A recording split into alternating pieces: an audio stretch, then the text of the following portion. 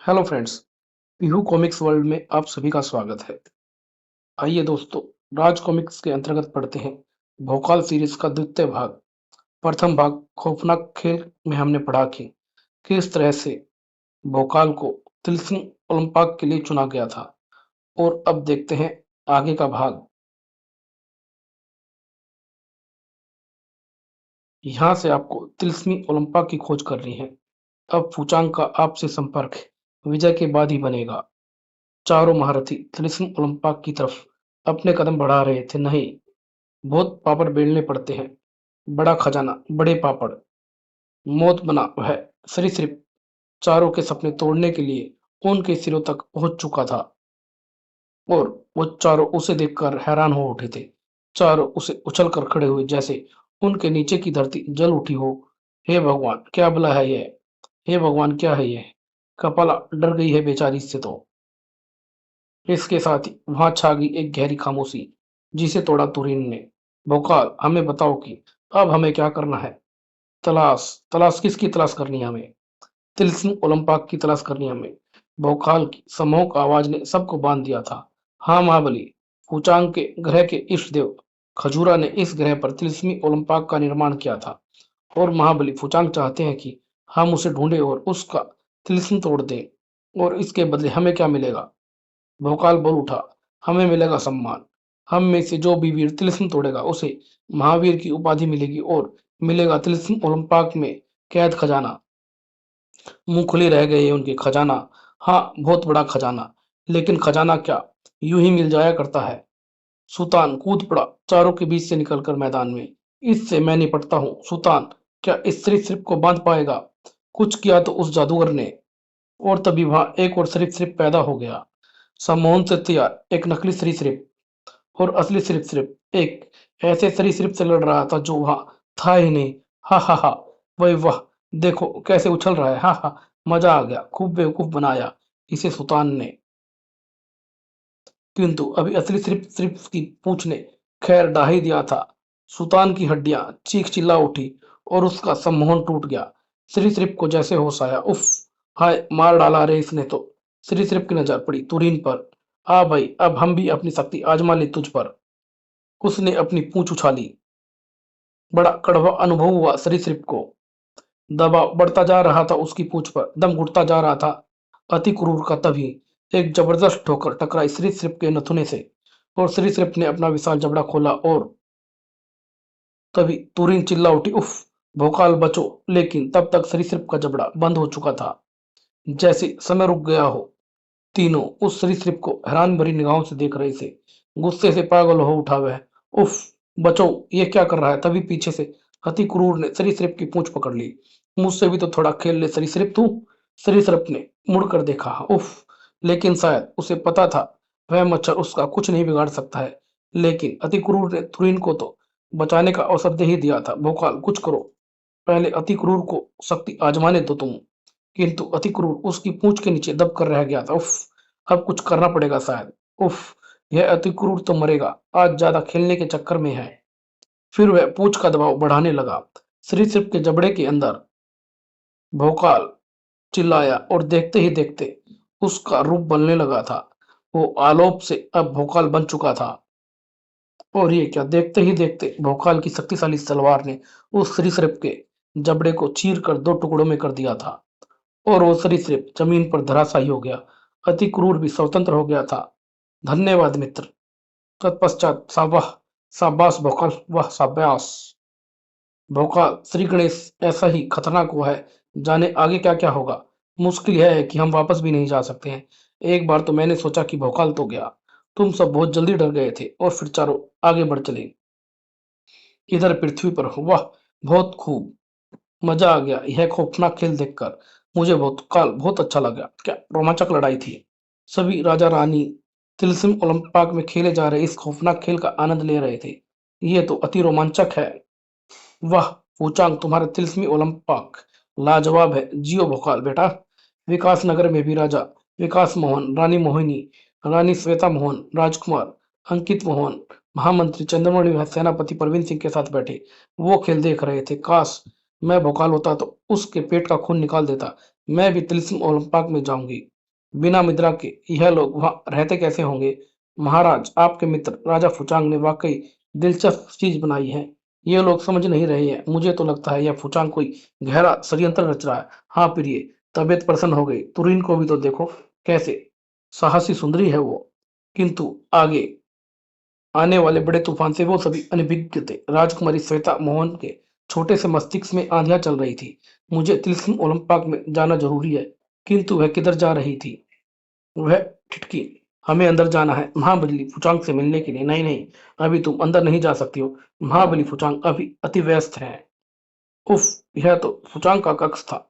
परंतु पलट गई वह बालिका, किंतु मन में यह विचार लिए, मैं अभी मिलूंगी फुचांग से, और जरूर मिलूंगी। पता नहीं क्या करना चाहती थी वह। जल्दी वह राजमहल की छत पर आ गई, ठीक उस जगह जिसके नीचे फुचांग का कक्ष था। हा हा, विकास मोहन, अंदर से आवाजें आ रही थी। राजा विकास मोहन, तुम सब मेरे जाल में फंस चुके हो। जल्दी मैं तुम्हारा सर्वनाश कर दूंगा। अंदर फुचांग अकेला बड़बड़ा रहा था। खून खोल उठा श्वेता मोहन का फुचांग के जहरीले शब्द सुनकर, और वह बच्ची अपने आप को रोक ना सकी। फुचांग दुष्ट कमीने, लेकिन वह बच्ची उस शैतान से टकराई जो कि सुरक्षा घेरे में कैद था। गलत हाथों में पड़ गई बच्ची तू। हाहा, फुचांग से टकरा कर, हाहा, मुझसे बढ़कर शक्तिशाली तीनों लोकों में कोई नहीं है मूर्ख लड़की। बड़ा शौक है तुझे तिलिस्म ओलंपिक जाने का। अब जाना तो पड़ेगा ही, क्योंकि तू बहुत कुछ जान जो गई है। शैतान के मन में शैतानी विचार, और हाथ उठा उसका। बढ़ गई बकरी शेर की माद में। उफ, एक मासूम जिंदगी को खौफनाक मौत के शिकंजे में भेज रहा था वह नीच। हा हा, अब लोगों को इस खौफनाक खेल में और मजा आएगा। डरी और सहमी सी श्वेता पहुंच गई अजीबोगरीब दुनिया में, और वह भी अकेली। धीरे धीरे उस पर दहशत छाने लगी थी। उफ, वो सुबक रही थी बैठी बैठी, माताश्री पिताश्री, लेकिन सिसकारियां दब कर रह गई थी उसकी। इस खौफनाक दिल को दहला देने वाली आवाज से जो उसकी तरफ धीरे धीरे बढ़ रही थी। डर, भय, आतंक और दहशत उसके चेहरे पर साफ दिखाई दे रहा था। कदम जड़ होकर रह गए थे, आंखें फट गई, जुबान तालू से चिपक गई थी उसके सामने। दृश्य ही कुछ ऐसा था, कोई और भी था जिसने वह दृश्य देखा था, जो कि उल्टे दौड़ लिया था वहां से। सिर्फ बिल्ली ही नहीं, मानव भी धरती पर यह दृश्य देखकर रोमांचित हो उठे थे। उफ, यह बच्ची कौन है? यह बच्ची यहाँ कैसे पहुंच गई?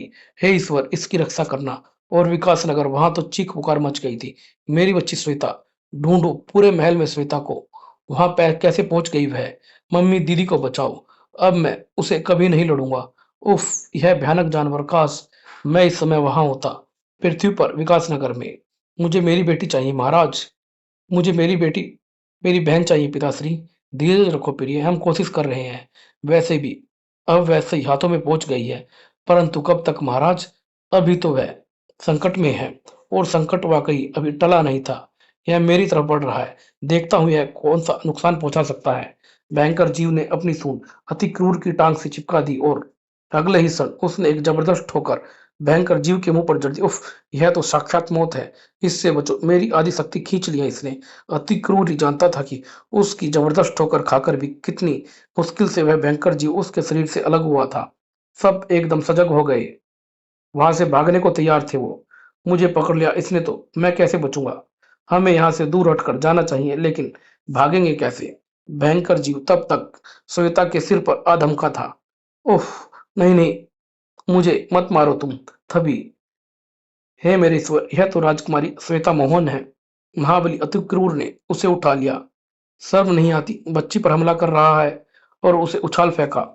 इस समय थे, क्या हो गया है इसे? और क्या हो गया है? टूट फूट गया है क्या? इसलिए मातम मना रहा है।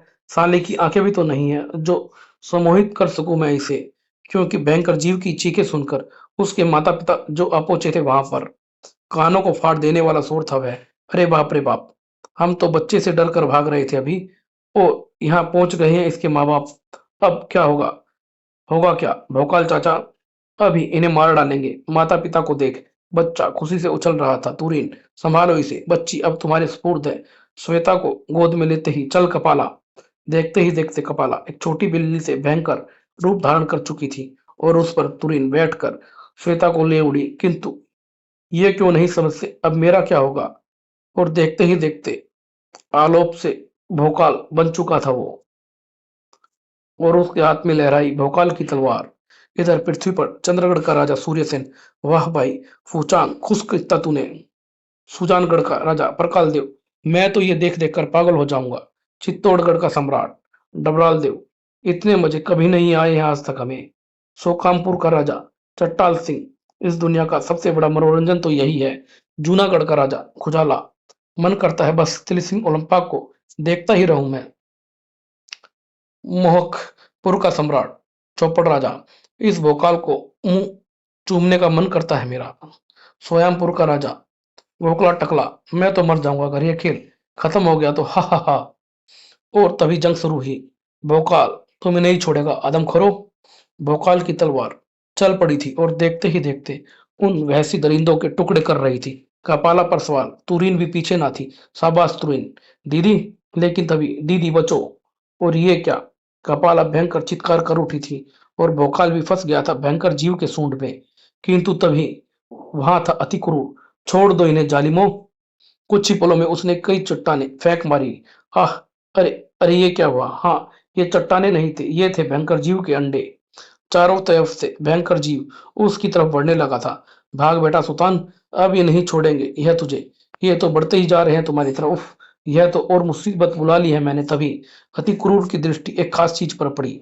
हाँ, यह क्या, यह जीव मेरे फेंकने से उल्टा हो गया और उल्टते ही है मर गया। यानी मैं अगर इन सभी जीवों को उल्ट दूं तो ये सब मर जाएंगे। और विचार आते ही अति क्रूर भयंकर जीवों पर टूट पड़ा। अब नहीं बचोगे तुम बेटा मेरे हाथों से। रास्ता छोड़ो, मुझे अभी तुम्हारे माँ बाप से भी निपटना है। अतः उस विशालकाय भयंकर जीव के सामने था जिसने भोकाल को दबोचा हुआ था। मुझे इसकी सूंडों से भी बचना है। तेजी से भागता अति क्रूर भयंकर जीव से टकराया। मैं आ गया हूं भोकाल, इस भयंकर जीव का काल बनकर। और पूरी शक्ति लगाकर उसने उस विशालकाय जीव को उलट दिया। धन्यवाद अति क्रूर। भोकाल को आजाद कर अति क्रूर दूसरे भयंकर जीव की तरफ दौड़ा। अब तेरी बारी है दुरात्मा। लेकिन तभी उस भयंकर जीव की सूंड उसकी गर्दन पर कस चुकी थी। किंतु अब भोकाल आजाद हो चुका था। भयंकर चित्कार कर उठा भयंकर जीव, और वो थी उसकी आखिरी चित्कार। सबने अपनी इच्छा का भोजन मंगवाया। वाह, इस थैली में अब करेला भी मिल जाएगा क्या। और सबने अपनी भूख मिटा ली थी। इधर पृथ्वी पर महाराज, आप फुचांग के पास चलिए, वह जरूर हमारी बेटी हमें वापस ला देगा। ठीक कहती हो तुम प्रिय, चलो हम ऐसा ही करते हैं। राजा विकास मोहन महारानी के साथ फुचांग से मिलने चल पड़े। अगर मेरी बच्ची को कुछ हो गया महाराज तो मैं फुचांग का लहू पी जाऊंगी। शांत प्रिय शांत। फुचांग श्वेता को वहां से जरूर वापस ले आएगा। उधर फुचांग, मैं सोच चुका हूँ तुम्हें क्या जवाब देना है। राजा विकास मोहन, मैं राजकुमारी को वापस ला सकता हूँ लेकिन नहीं, क्योंकि तब खेल का मजा कम हो जाएगा। मारा गया शैतान, चलो मैं भी बच गया। आओ हम सब अब कपाला को देखते हैं। कपाला जो अब अपना स्वरूप बदल रही थी। तुरीन, कपाला को क्या हुआ है। वह अपने आप ठीक हो जाएगी भोकाल, लेकिन थोड़ा वक्त लगेगा इसे। कुछ देर बाद आप यहाँ कैसे आ गई राजकुमारी श्वेता। क्योंकि मुझे आपसे मिलना था भोकाल चाचा। और आप मुझे आप ना कहें, केवल श्वेता कहें, नहीं तो मैं नाराज हो जाऊंगी। ओह, मेरी प्यारी गुड़िया नाराज हो जाएगी। मुझे तो भूख लगी है, बहुत जोरों की भूख लगी है। मैं अपनी आंखों में रोज करेले का रस डालता हूँ, यहाँ तो करेला भी नहीं है। तू खाने की बात कर रही है। अरे भोजन के बारे में तुम्हें पूछना ही भूल गई। हमें भोजन कैसे मिलेगा। हाँ भोकाल चाचा, हमें भी भूख लगी है। मुस्कुराया भोकाल, लो ये थैली मुझे महाबली भुचांग ने दी थी। इससे जैसी ही इच्छा करोगे वैसा ही भोजन मिलेगा। चलो एक समस्या तो सुलझी। अगले ही पल राजा विकास मोहन महारानी ने कक्ष में प्रवेश किया। फुचांग मित्र फुचांग, आओ विकास मोहन, फुचांग के कक्ष में स्वागत है। मित्र, हमारी पुत्री राजकुमारी श्वेता। हाँ मित्र, हम खुद तुम्हें यही बताने आने वाले थे। फुचांग ने चाल खेली, कैसी जबरदस्त चाल खेली। वह मेरे पास आई थी और बोली, फुचांग चाचा हमें भी तिलस्म ओलंपाक भेज दो। क्या कहती हो श्वेता बेटी, तुम्हें तो पता है वहां केवल दिग्गज वीर ही जा सकते हैं। नहीं मानी वह, मेरी एक ना सुनी उसने। नहीं, हम भी वहां जाएंगे, जरूर जाएंगे। वरना वरना क्या, उछली पड़ा था मैं। वरना हम आत्महत्या कर लेंगे, यह खंजर अभी अपनी छाती में उतार लेंगे। नहीं नहीं, ऐसा ना करना प्यारी बेटी। और मुझ जैसा बलवान उस बच्ची के सामने भीख मांग उठा, उस बच्ची के प्राणों की भीख। सुनो बेटा, अपने माता पिता श्री से तो आज्ञा ले लो। नहीं, आप अभी निर्णय ले, नहीं तो हार गया मैं। उस महाबली पूचांग उस बच्ची से हार मान गया।